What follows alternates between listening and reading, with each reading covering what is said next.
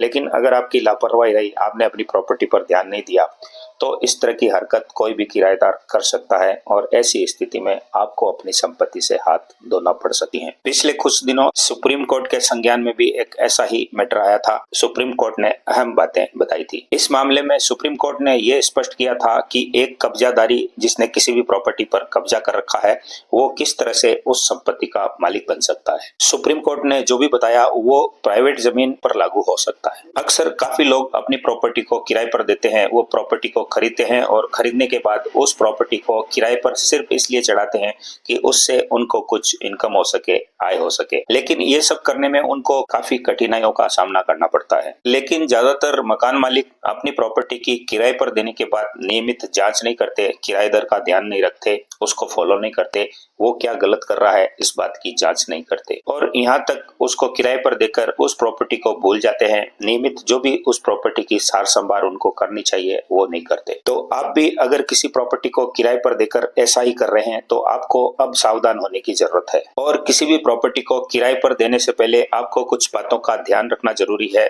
वरना आपकी प्रॉपर्टी आपके हाथ से निकल सकती है। जैसा कि सभी जानते हैं कि भारत देश में प्रॉपर्टी को लेकर काफी कुछ नियम कायदे प्रचलन में हैं और इसमें किराएदारी को लेकर जो सबसे इम्पोर्टेंट नियम है वो ये है, किसी भी प्रॉपर्टी पर किराएदार की हैसियत से रहने वाला किराएदार अगर उस संपत्ति पर 12 वर्ष तक कंटिन्यू किराएदार की हैसियत से रह जाता है तो फिर वह उस प्रॉपर्टी का, उस संपत्ति का मालिक बन जाता है। और मालिक बनने के लिए जब वो अप्लाई करता है तो उसको कुछ ऐसी कठिन शर्तों से गुजरना पड़ता है, ऐसे कुछ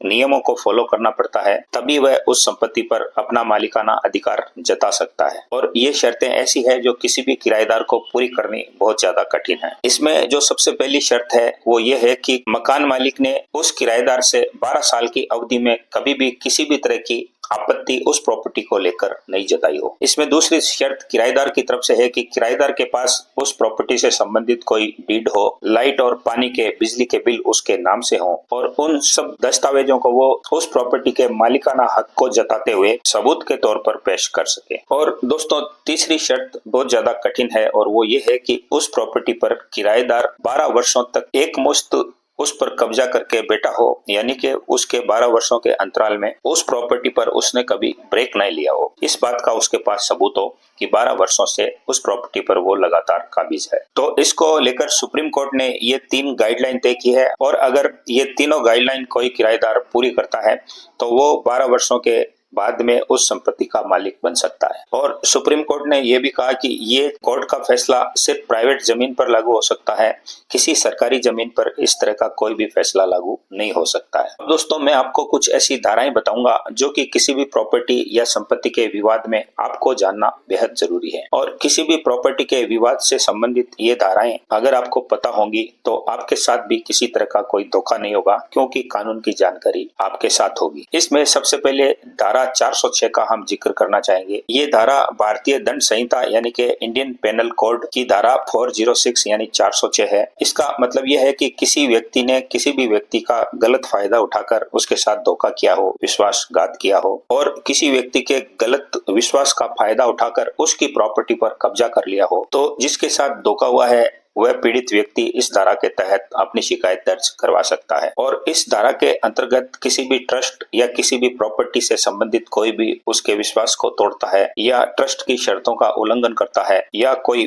धोखा या विश्वासघात करता है तो इस धारा के तहत उस व्यक्ति को दंडित किया जा सकता है। और इस धारा के तहत अगर अपराध साबित हो जाए तो उस व्यक्ति को 3 साल तक की कैद या जुर्माना या दोनों ही हो सकती है। इसको हम एक उदाहरण से समझते हैं कि ये धोखा और विश्वासघात किस तरह से होता है कि कोई व्यक्ति किसी को अपनी संपत्ति या अपनी कोई भी एसेट या कोई पैसे वगैरह उसको उसके पास रखने के लिए देता है और वो व्यक्ति धोखा करके वो संपत्ति उस व्यक्ति को वापस नहीं करता है, तो ये एक धोखा और विश्वासघात माना गया है और इस धारा के तहत उसको दंडित किया जा सकता है। इसमें कोर्ट में पीड़ित व्यक्ति को ये साबित करना होगा कि संबंधित व्यक्ति जिसके खिलाफ उसने आवेदन किया है उस व्यक्ति ने वास्तव में उसके साथ धोखा या विश्वासघात किया है। अब प्रॉपर्टी से संबंधित फर्जी दस्तावेज बनाने के लिए एक और धारा है जो आपको जानना बेहद जरूरी है, और ये धारा है 467, जो कि भारतीय दंड संहिता यानी कि आईपीसी के तहत जानी जाती है। इसमें ऐसे व्यक्ति ने कोई प्रॉपर्टी के फर्जी दस्तावेज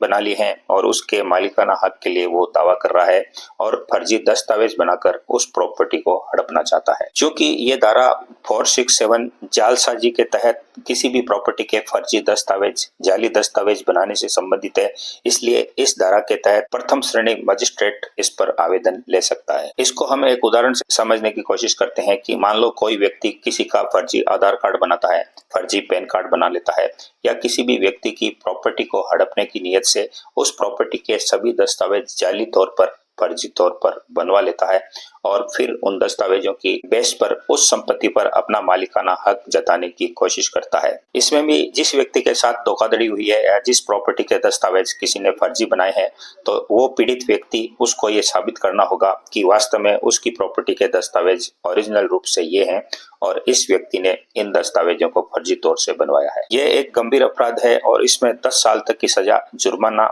या दोनों ही या आजीवन कारावास तक की भी सजा का प्रावधान है। इसके बाद एक और इम्पोर्टेंट धारा दोस्तों आपको जान लेनी चाहिए और वो धारा है 420 यानी कि भारतीय दंड संहिता की धारा 420। ये एक प्रचलित धारा है और 420 नाम से सीधा लोगों की जुबान पर धोखाधड़ी, जालसाजी आ जाता है। और इस धारा से क्लियर है कि कोई व्यक्ति किसी के साथ धोखा करता है, जालसाजी करता है या किसी तरह का उसके साथ बदमाशी करके जालसाजी करता है, इस धारा के तहत 7 साल की सजा, जुर्माना या दोनों ही हो सकते हैं। इसको हम इस तरह से भी समझ सकते हैं, उदाहरण के तौर पे कि कोई व्यक्ति किसी व्यक्ति के पास आकर उससे फायदा उठाने की नियत से उसको ये कहता है कि वह बड़ी कंपनी में अधिकारी है और वह उसका ये फायदा कर देगा, लेकिन वास्तव में वो उस कंपनी का अधिकारी होता ही नहीं है। तो इस तरह से वो धोखा करके, जालसाजी करके उस व्यक्ति के साथ कोई अपराध करना चाहता है और उसके साथ किसी भी तरह का कोई धोखा करके अपना फायदा उठाना चाहता है। तो इस अपराध को इस तरह से 420 यानी धारा 420 के तहत अपराध घोषित किया गया है। इसमें भी वही स्थिति बनेगी कि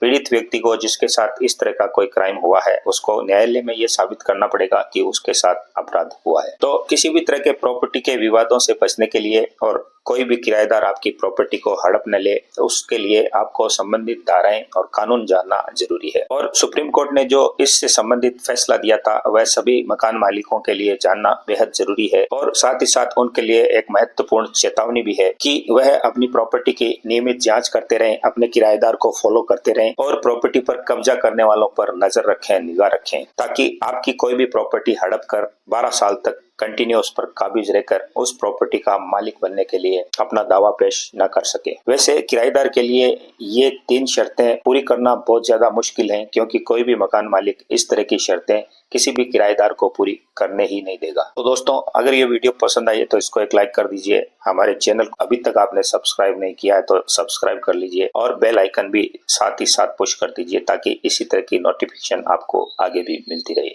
इसके अलावा हमारे नियमित व्यूअर से हमारा आग्रह है कि हमारे इस वीडियो को एक लाइक जरूर करें और अपने जानने वाले, मिलने वाले दोस्तों में इस वीडियो को शेयर जरूर करें। हम मिलते हैं आपसे नए वीडियो, नए टॉपिक और नए कंटेंट के साथ। तब तक के लिए नमस्कार, जय हिंद, जय भारत। सुप्रीम कोर्ट के एक महत्वपूर्ण फैसले में जमीन के विवाद और उस पर मालिकाना हक के मामले में क्लियर किया गया है। प्रॉपर्टी से संबंधित लेन देन के मामलों में ज्यादातर लोगों को या किसी प्रॉपर्टी को किराए देने के मामलों में ज्यादातर लोगों को नियम और कायदे मालूम नहीं होते हैं, इसलिए आने वाले समय में उनके साथ कई मुश्किलें आ खड़ी होती